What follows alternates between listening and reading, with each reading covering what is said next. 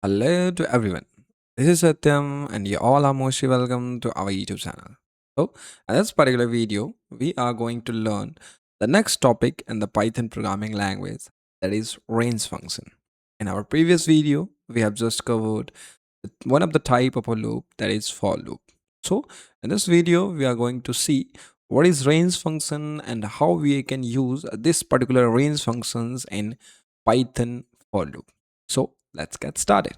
So the range function is used to generate a sequence of numbers. So basically it is a kind of a function which is used in Python programming language to generate a sequence of a numbers. Okay.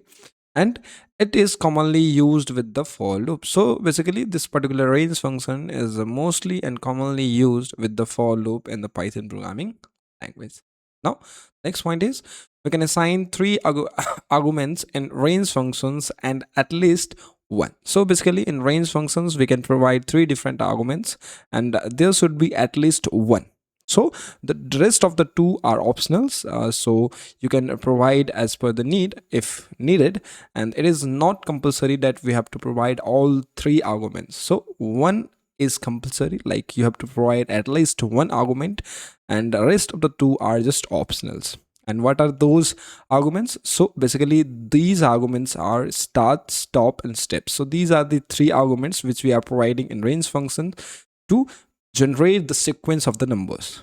So this is the proper syntax of the range function. Like we can use this range function in this format. Okay.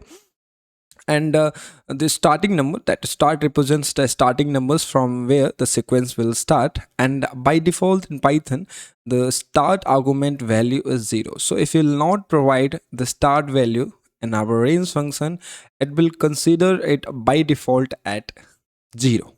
Now the second one is that is stop argument. So we are providing a stop arguments as well in the range function, and it is the only compulsory and it is the only important argument which we have to provide at any cost.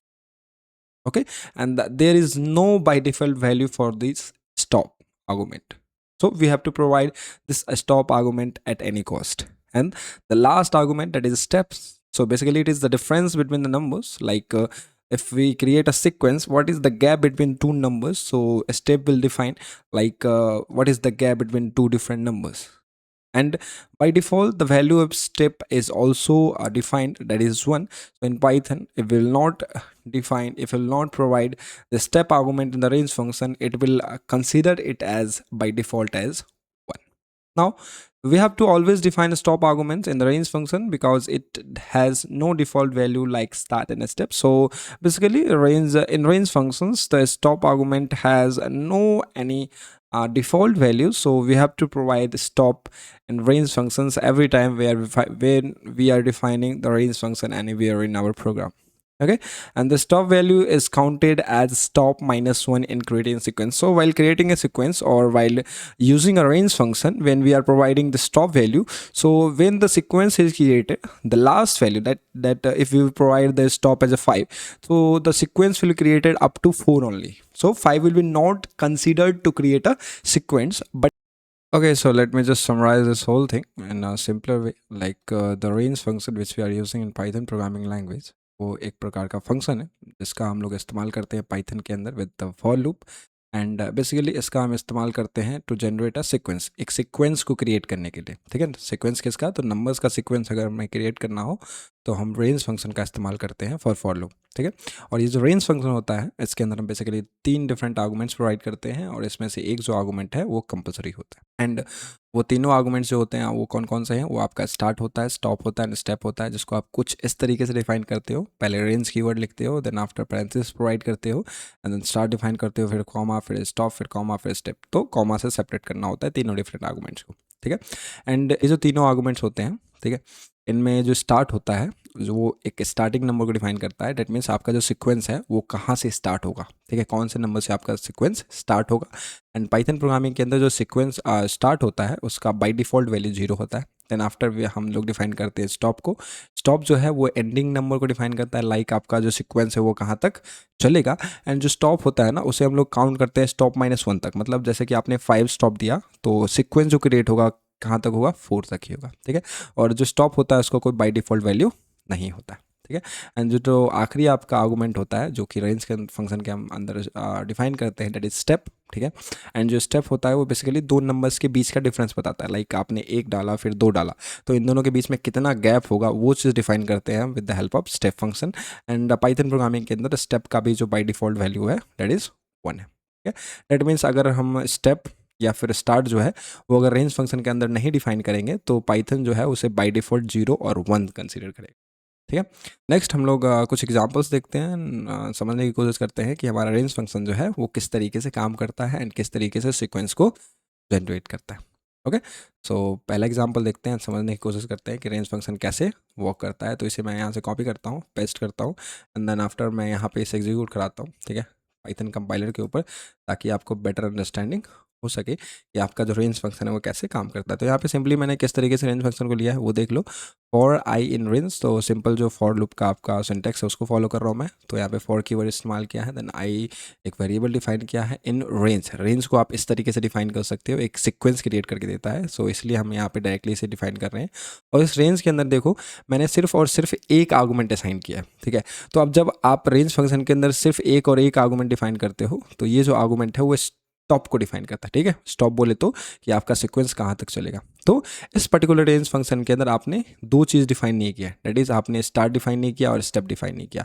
तो by default जो है इस case में जो आपका start हो जाएगा वो 0 हो जाएगा एंड बाय डिफॉल्ट जो स्टेप है वो क्या हो जाएगा, 1 हो जाएगा। आप जिसे एग्जीक्यूट करोगे, ठीक है, जैसे ही इसे एग्जीक्यूट करोगे तो इस केस में देखो सीक्वेंस आपका कुछ इस तरीके से क्रिएट हो रहा है, लाइक स्टार्ट आपका 0 से हो रहा है, खत्म कहाँ हो रहा है 4 पे हो रहा है, ठीक है।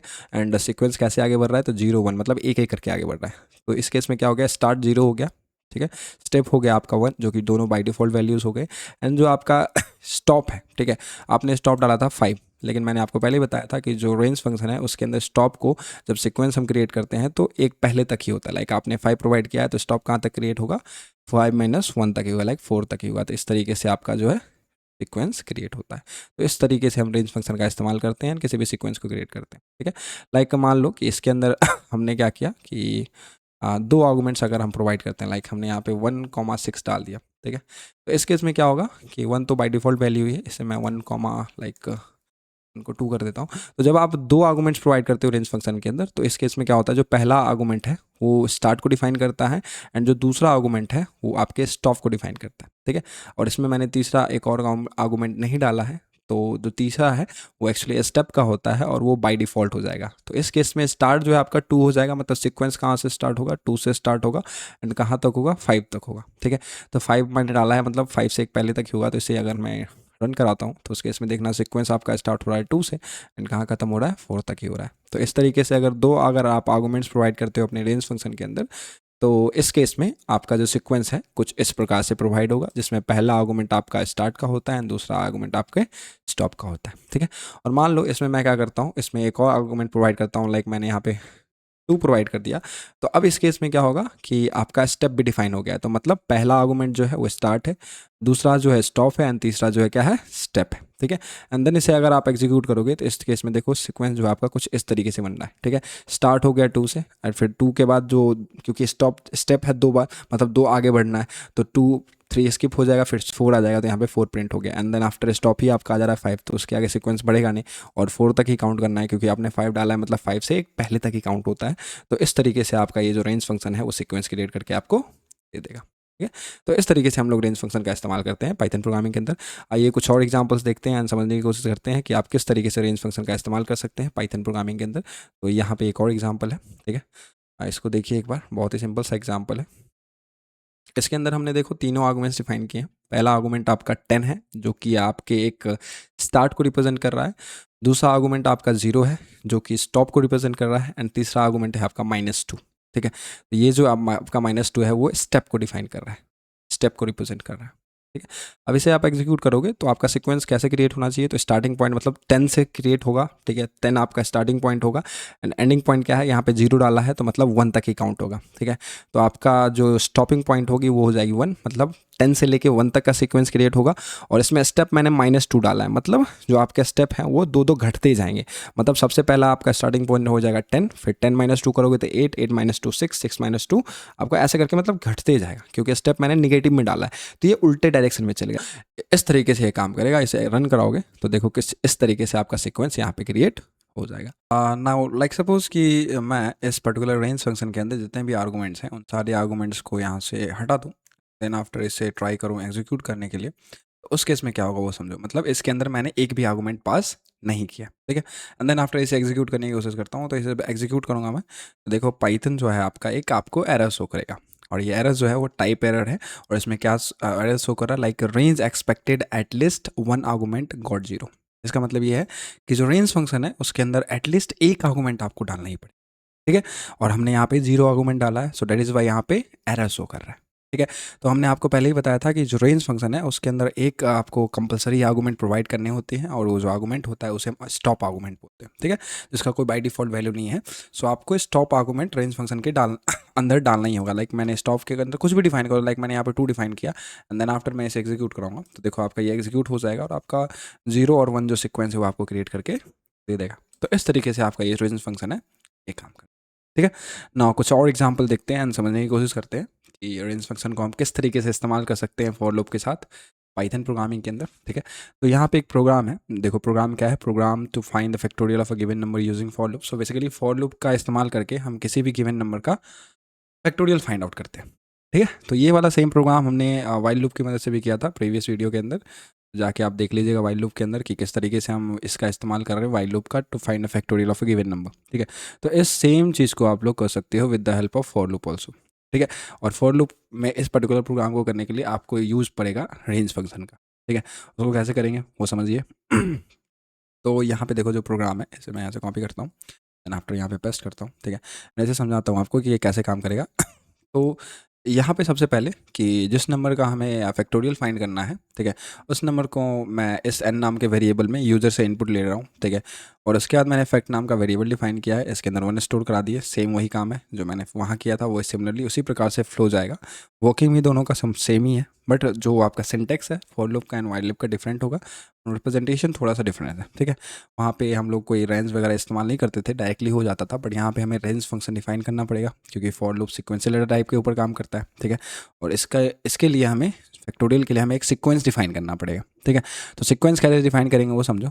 तो यहाँ पे फॉर आई इन रेंज डाला है हमने, और सीक्वेंस के अंदर जो स्टार्टिंग पॉइंट है वो 1 डाला है, और जो स्टॉपिंग पॉइंट है दैट इज n+1 डाला है, ठीक है।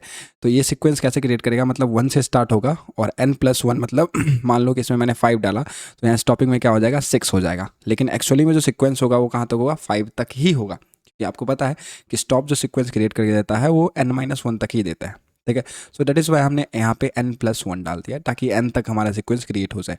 और जो आपका फैक्टोरियल का लॉजिक है वो क्या है कि अगर 5 का फैक्टोरियल फाइंड करना है, मतलब 5 × 4 × 3 × 2 × 1, मतलब 5 से जीते जितने भी नंबर हैं उन सभी का मल्टीप्लिकेशन करना है कहाँ तक, अप टू 1 तक का। तो इस तरीके से इसका लॉजिक है, तो वही सेम लॉजिक हम यहाँ पे इस्तेमाल कर रहे हैं, ठीक है। इसका हम एक सीक्वेंस बना देंगे, ठीक है, रेंज फंक्शन की मदद से, एंड उस सीक्वेंस के ऊपर हम आइट्रेशन चला देंगे फॉर लूप की मदद से। तो क्या होगा कि इस सीक्वेंस का एक एक नंबर आपका आई के अंदर स्टोर होता जाएगा, ठीक है।